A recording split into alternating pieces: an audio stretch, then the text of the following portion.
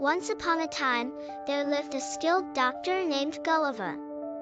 When work in his city grew scarce, he joined a ship's crew, embarking on a journey across the vast ocean. His days aboard were calm at first, but a violent storm turned his life upside down. As massive waves swallowed the ship, Gulliver and a few crewmates escaped on a rowing boat. However, fate had other plans, and another mighty wave overturned their lifeboat. Struggling against the relentless sea, Gulliver was eventually washed ashore. When he awoke, he was stunned to find himself tied up and surrounded by tiny people, no bigger than his palm. These little folk, wary of the giant in their midst, shot tiny arrows to keep him subdued. "Please stop. I won't hurt you," Gulliver pleaded. Eventually, they calmed and began feeding him, though they kept him bound. Soon, Gulliver was transported to their town, Lilliput, where he was introduced to their king.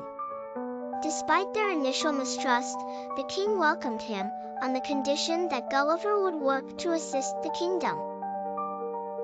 Gulliver agreed and began aiding the tiny people, using his great size to help build structures, carry water, and solve their problems. But trouble loomed when Lilliput's rival kingdom prepared for war.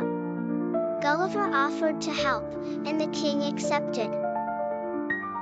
Using his ingenuity, Gulliver crafted a massive rope from wire and, under the cover of night, snuck into the enemy's harbor. There, he tied all the enemy ships together and dragged them back to Lilliput. The people rejoiced, and their king rewarded Gulliver handsomely. But envy brewed among the king's advisors. They whispered lies into the king's ears, convincing him that Gulliver sought to overthrow the throne. The king, swayed by their words, ordered Gulliver's punishment. His eyes would be blinded, and his food rationed. A kind worker in the castle warned Gulliver of the king's decision. Heartbroken but determined, Gulliver decided to leave.